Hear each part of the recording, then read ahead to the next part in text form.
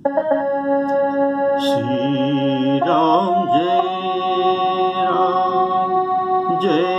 जय राम, श्री राम जय राम, जय जय राम, श्री राम जय राम, जय जय राम, श्री राम जय राम, जय जय राम, श्री राम जय राम। आदरणीय राम कथा के रसिक श्रोताओं को सप्रेम राम राम कहकर आज का राम कथा सुनाने जा रहा हूं। आपने सुन रहा था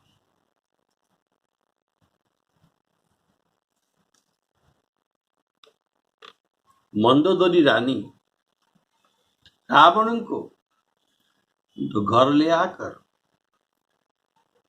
राम जी के साथ विरोध छोड़ने के लिए समझा रहा है। तो ये मंदोदरी बहुत कुछ तो कहने पर अंत में ये कहता है, राम जी को जानकी को समर्पण कर, उनके पद कमल में सिर नवाओ और अपने पुत्र मेघनाद को राज्य समर्पण करके रघुनाथ जी का भजन करिए।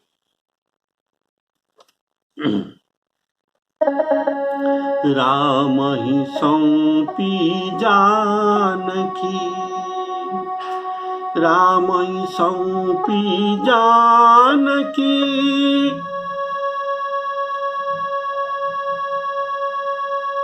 नाई कमल पदमाथ,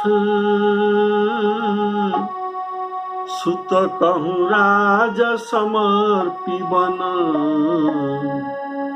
जाई भजिय रघुनाथ। और कहता है, राम जी के साथ विरोध करना छोड़ दीजिए। तासु विरोधन कीजिय नाथा,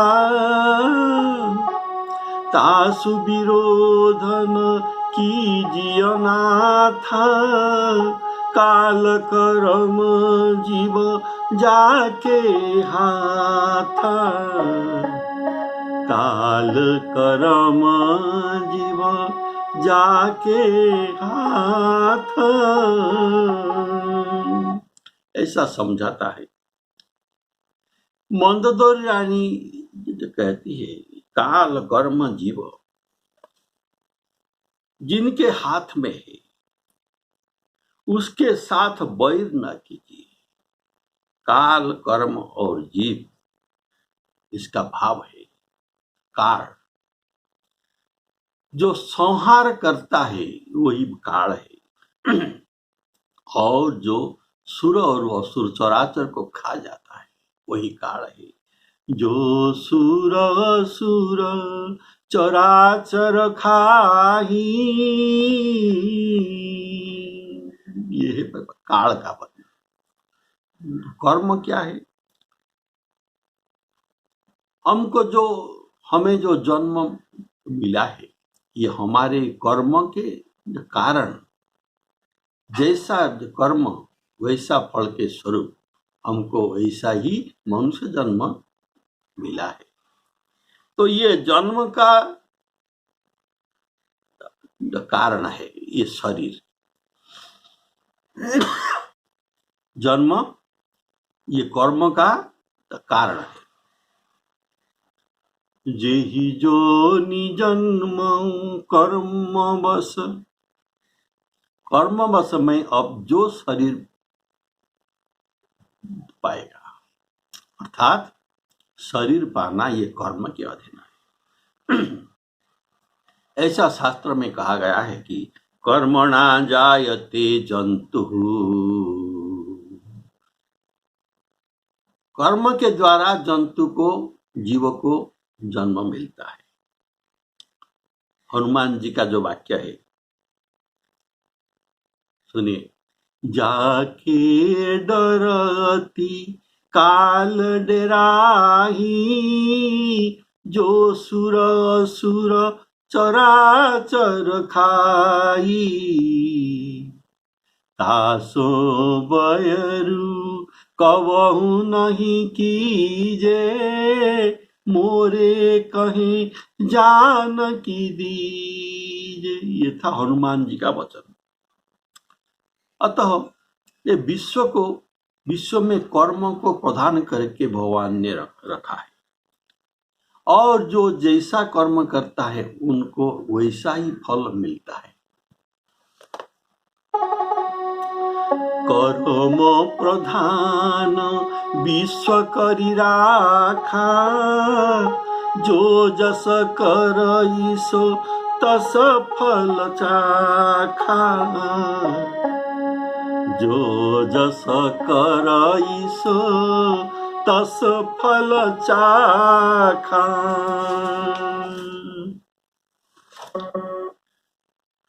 और ये ईश्वर है, हम जीव है। जीव परवश होता है। कैसा परवश? जीव एक दारू जोशित जो कहा गया है, अर्थात लकड़े की एक पुतली। शंकर भगवान जी कहते हैं, उमा दारू जोशित की नाई, सवही नचावत राम गोसाई। इसलिए जीव ईश्वर के अधीन है, ये परवश है, लेकिन ईश्वर स्वतंत्र है। इसलिए जो कहा गया है, परवश जीव सवस भगवंता, सवस भगवंता। जीव अनेक है और श्रीकंता अर्थात भगवान ईश्वर एक है। परवश जीव सवस भगवंता, जीव अनेक एक श्रीकंता, जीव अनेक एक श्रीकंता।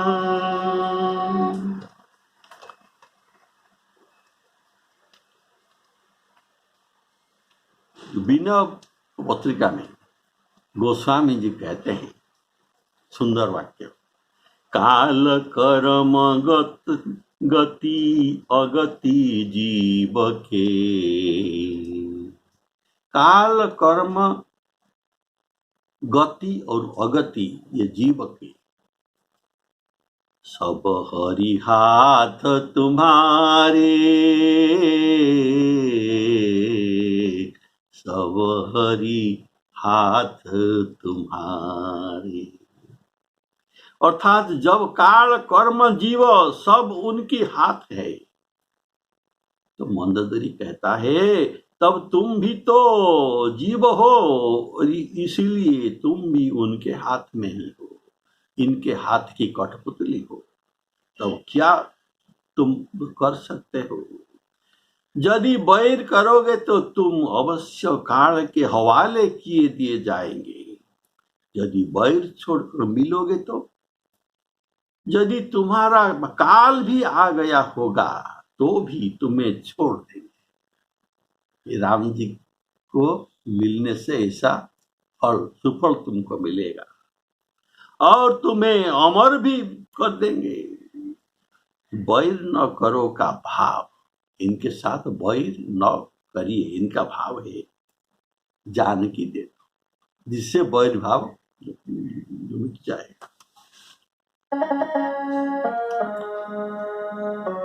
तासु बयरु न कीजिय नाथा, काल कर्म गति जाके हाथ। बोलिए सियावर रामचंद्र की जय। तो विरोध मिटाने के लिए जानकी को सौंप दो, ये बात मंदोदरी रावण को समझाता है। कारण जानकी ये उन्हीं का है, राम जी का है, ये तुम्हारे नहीं।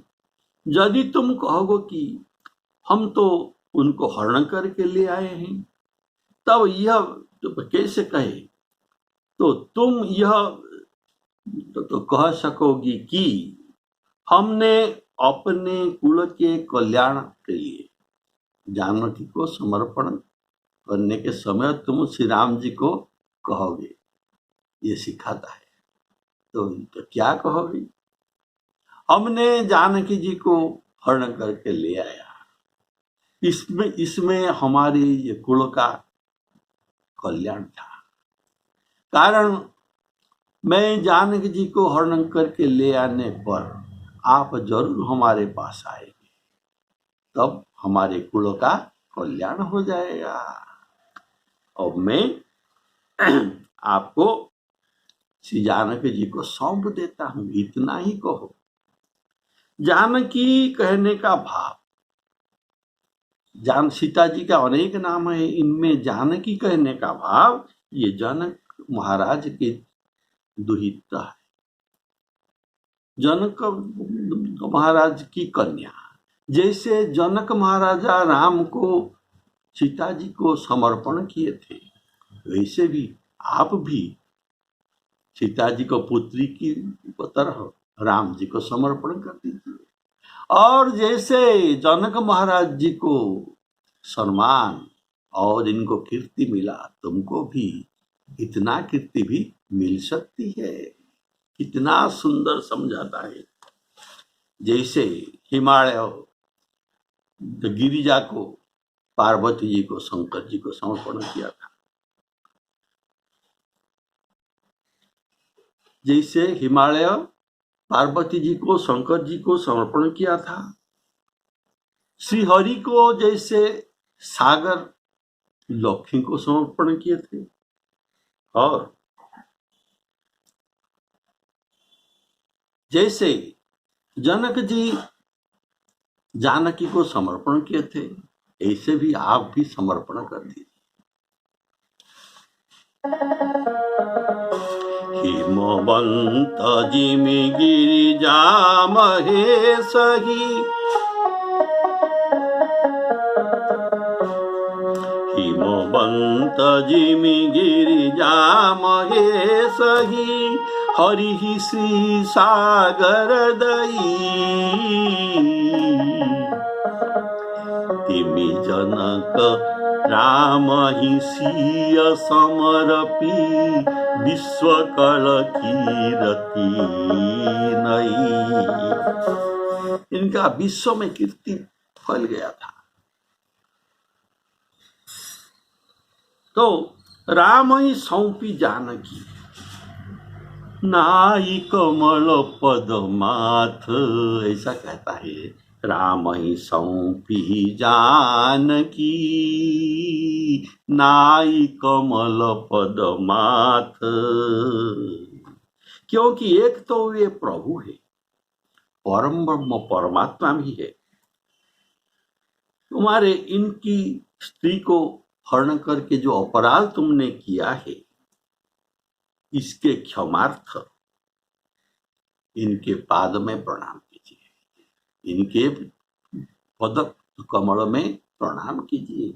नाई कमल पद माथ, ऐसा करने से तुम्हारे अपराध को ये क्षमा कर देंगे और ये तुमको अपना लेंगे। कारण प्रभु कहते हैं, एक बार जो मुझे प्रणाम कर लेता है, मैं उसे अपना मानता हूं। सकृत प्रणाम, सकृत अर्थात एक बार, सकृत प्रणाम किए अपनाए, सकृत प्रणाम किए अपनाए। तो मंदोदरी तो कहती है, वन में जाकर रघुनाथ जी के भजन करना चाहिए, ये बात जो कहता है। कारण ऐसा संत लोग कहते हैं, अंत काल में चौथे वन में वन को जाकर ये घर जंजाल त्याग करके, ममता त्याग करके हरि भजन करना चाहिए आत्मा के कल्याण के लिए। तो मंदोदरी कहती है,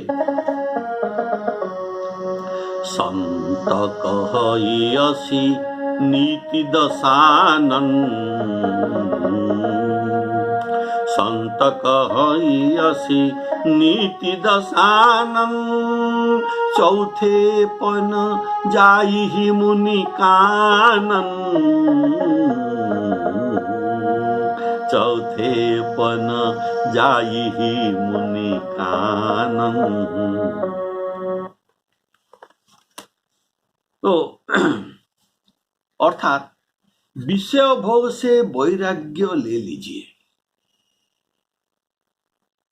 इसके लिए तुमको दो बात करना पड़ेगा। ये विषय से वैराग्य लेने के लिए दो बात करना पड़ेगा।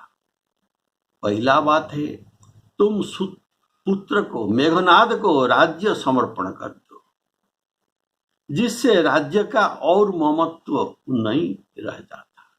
अपने पुत्र को तो दिया है, तो तुम्हारा और इसमें ममता रखना, अर्थात तुम्हारा ममता भी चला जाएगा। सुत कहूँ राज समर्पी,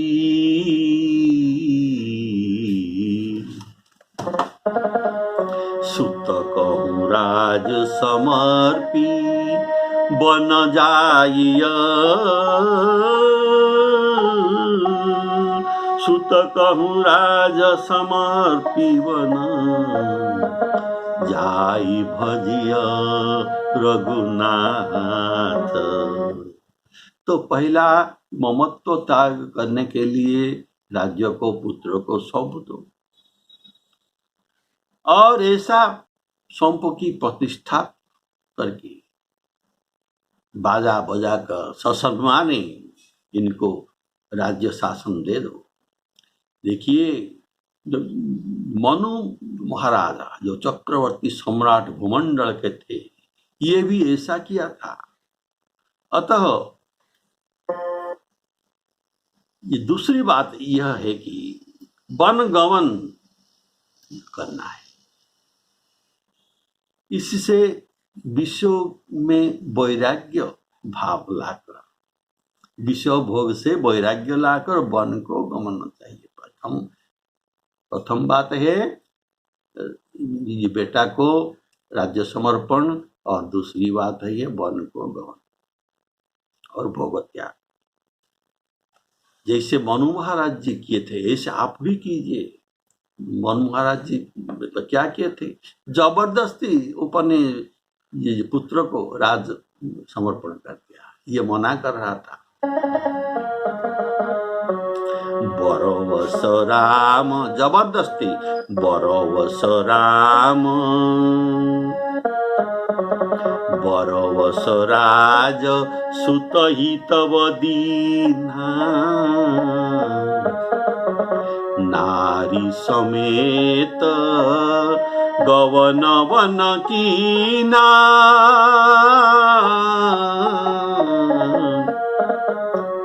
अपना पत्नी शतरूपा के साथ वन को गमन किया। ऐसे मैं भी आपके साथ दूंगा। बोलिए श्यावर रामचंद्र की। और कारण घर में रहने से विषय से वैराग्य नहीं होता।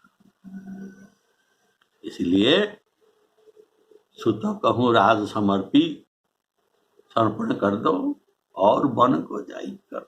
सुत कहूँ राज समर्पी, वन जाई भजिया रघुनाथ। मंदोदरी कहते हैं, हे नाथ, रघुनाथ जी दीन दयाल है, उनके सन्मुख जाने पर तो देखिए दीन दयाल है, सन्मुख जाने पर तो ये बाघ भी नहीं खाता। अगर पशु में यह रीति है तो सन्मुख जाने में ये नहीं खाता, तो रघुराई तो इनकी बात ये क्या करना है। वे तो रघुवंश के राजा है, पुरुष सिंह है, स्वाभाविक ही उनके दीन पर दया करना उनकी बिरद है, बहाना है। इसीलिए उनके सन्मुख जाने में तो स्वप्न में भी आप संदेह न करना चाहिए। आपको जो कुछ भी करना चाहिए था वह सब आपने कर लिया, और कुछ करने को बाकी नहीं है। आपने सुर असुर चराचर को जीत लिया है, अब किसी को जीतना शेष नहीं रह गया। हे दशानन, हे स्वामी, संत ऐसी नीति कहते हैं कि राजा को चतुर्थपन में वन को जाना उचित है।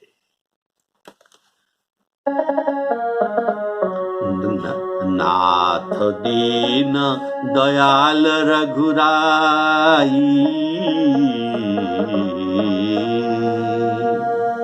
नाथ दीन दयाल रघुराई, बाघौ सन्मुख गए न खाई, चाहिए कर न सो सब करी बीते, तुम सुर असुर चराचर जीते।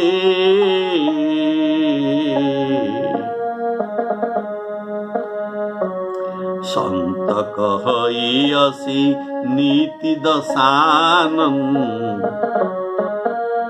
संत कहई असी नीति दशानन, चौथे पन जाई ही मुनि कानन।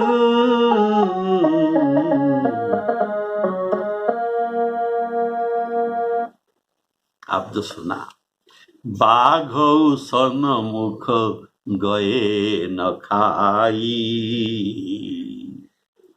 बाघ के विषय में ऐसा तो कहावत है कि उसके सम्मुख आंख मिलाकर देखते रहने से ये हमला नहीं करता है,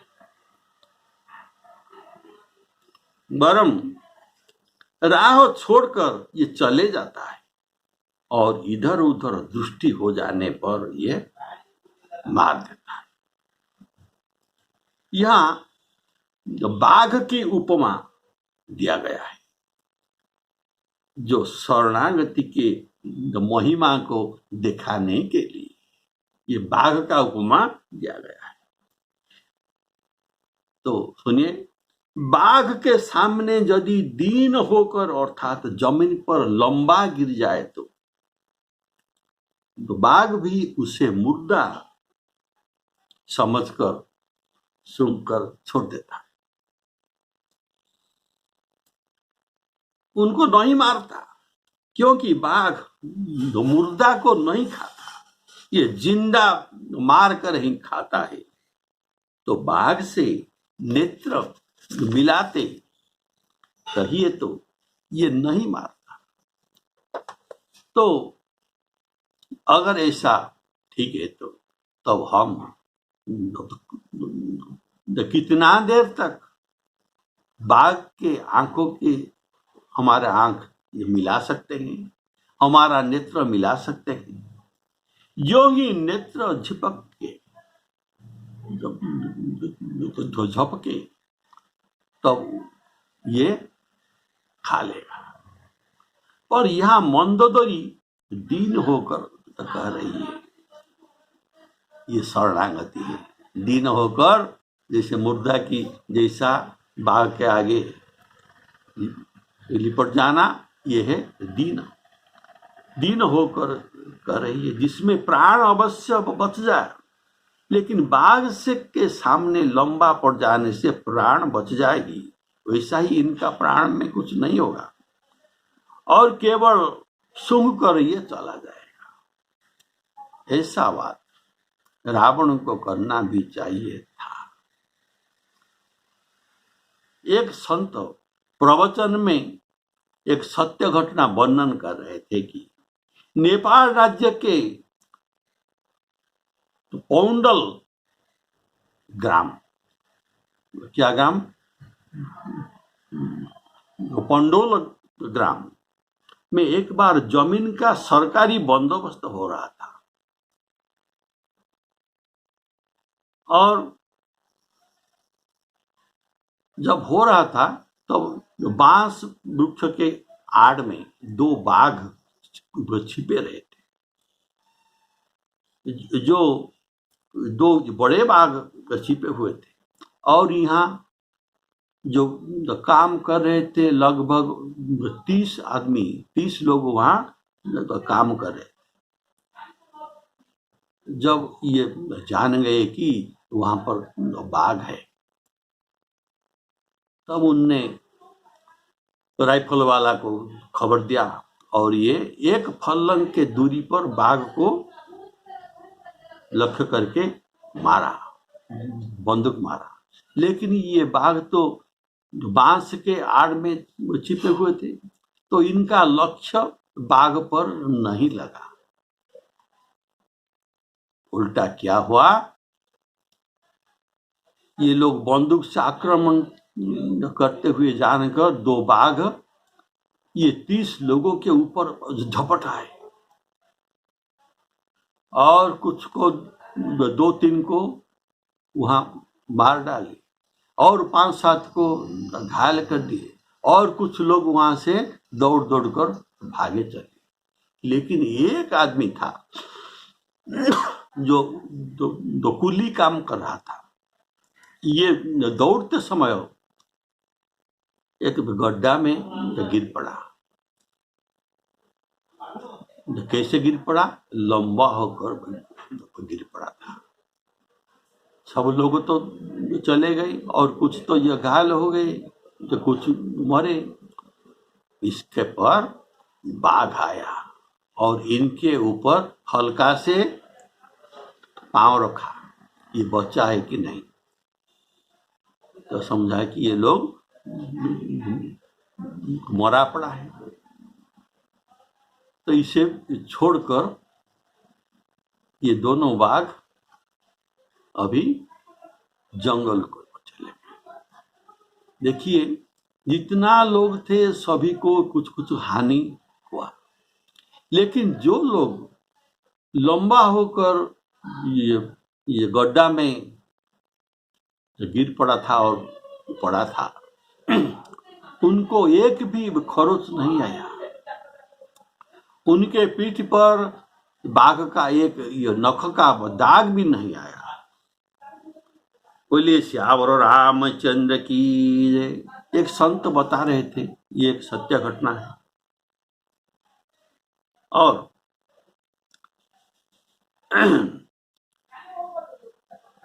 यहाँ मंदोदरी दीन होकर कह रही है कि जिससे उनका प्राण तो बचे पर रावण मानने वाला नहीं है। मंदोदरी कहता है, नाथ दीन दयाल रघुराई,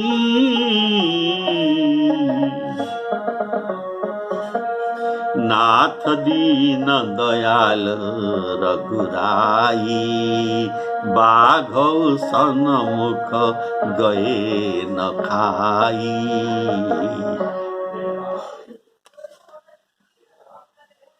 तो मंदोदरी कहता है, देखो आपने देवराज इंद्र को जीत लिया, फिर 10 दिगोपालों को भी जीता, ब्रह्मा महेश तुम्हारी यहाँ नित्य हाजिर देते हैं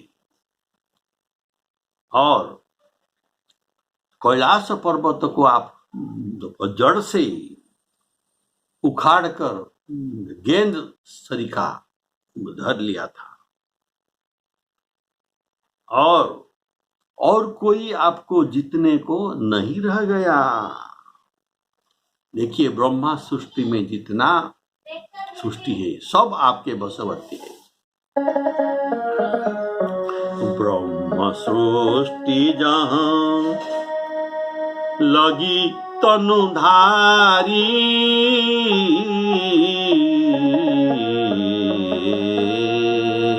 ब्रह्म सृष्टि जहाँ लगी तनुधारी, शरीर धारण करने वाला ब्रह्म सृष्टि में ये सब 10 मुख बसवर्ती नर नारी,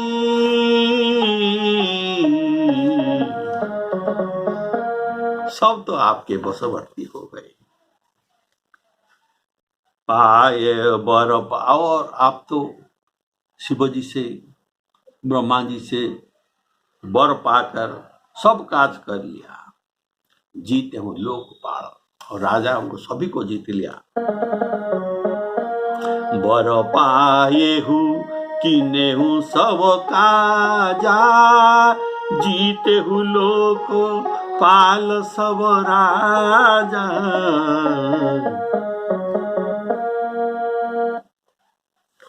और आप सब कुछ तो कर चुके हैं, आपको कुछ करना बाकी नहीं है। चाहिए करना सो सब करीबीते, चाहिए करना सो सब करीबीते, तुम सुर असुर चराचर जीते, तुम सुर असुर चराचर जीते। अब केवल एक तुम्हारा बाकी रह गया, सब कुछ कर लिया लेकिन एक बाकी रह गया। ये क्या है? यह अब केवल परमार्थ बनाना ही आपका रह गया। उसे श्री रघुनाथ जी का भजन करके भी पूरा कर लीजिए, और यदि नहीं करते तो आपके द्वारा पूर्व के सब कमाया हुआ ऐश्वर्य और जीवन ये व्यर्थ ही चला जाएगा। कवितावली में गोस्वामी जी सुंदर वाक्य लिखते हैं, सुनिए। 50 इंद्र के समान राज्य का ब्रह्मा जी का हाथ की लिखा हुआ पट्टा मिल गया हो, सपूत लड़के हो, पतिव्रता स्त्री भी पास में हो, जो अपनी सुंदरता में रति के भी मद को चूर करने वाला है, ऐसा स्त्री भी पास में हो, सब प्रकार की संपत्तियां और सिद्धियां हो, और ये सिद्धियां उनके मन की रुख को ध्यान पूर्वक देखती हुई खड़ी हो, किंतु अर्थात ऐसा ऐश्वर्य होने पर भी गोस्वामी जी कहते हैं, किंतु गोसाई जी कहते हैं कि यदि जानकी नाथ श्री रामचंद्र जी को न जाना तो ऐसे जीवन ही जीव कहलाने के लिए नहीं है, ये जीवन व्यर्थ हो जाता है।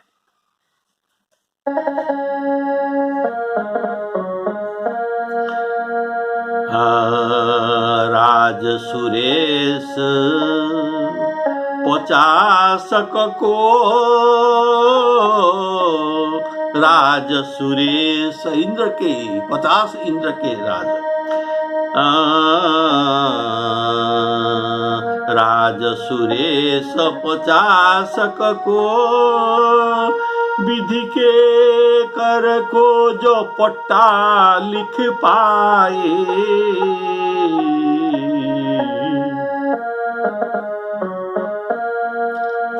पूत सपूत पुनीत प्रिया निज सुंदरता रति को मधु नाये,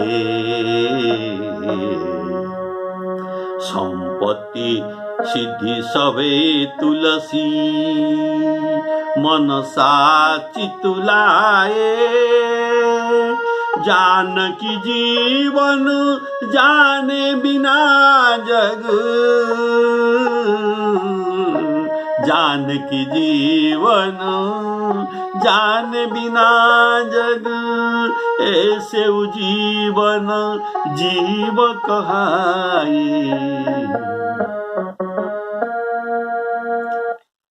ऐसा ऐश्वर्य रहने पर भी इनको जीवन नहीं कहा जाता है। यदि मनुष्य ने कमल नयन भगवान श्री राम को नहीं जाना तो वह रूप में कामदेव सा भी हो, प्रताप से सूर्य सा, शील में चंद्रमा के समान और मान में श्री गणेश जी के सदृश हो, तथा हरिश्चंद्र सा सच्चा हो, ब्रह्मा जैसा महान हो, विषय सुख से आसक्त इंद्र के समान राजा हो, सुखदेव सरिसा महात्मा और शारद जी के सदृश वक्ता और लोमस मुनि से भी अधिक चिरंजीवी हो जाए तो भी, ऐसा होने पर भी तो भी गोस्वामी जी कहते हैं ऐसा होने से क्या लाभ है अगर जानकी जीवन श्री रामचंद्र जी से प्रेम न हो। काम से रूप प्रताप दिनेशु से सूर्य से अधिक प्रताप, काम से रूप प्रताप दिनेशु से, सोम से शील गणेशु से माने, हरिचंद से सांचे बड़े विधि से, मघवा से महिता विषय सुख साने, सुख से मुनि शारद से बकता, चिर जीवन लोमस ते अधिकाने, ऐसे भय तो कहा तुलसी,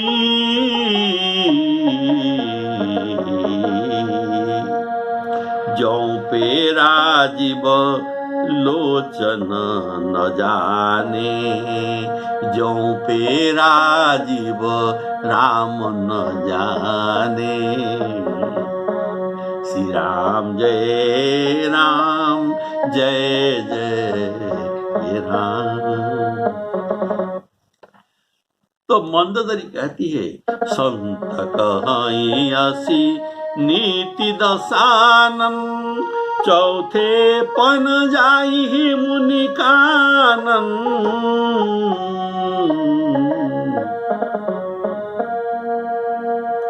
श्यावर रामचंद्र के जय। श्री सीताराम अर्पणमस्तु।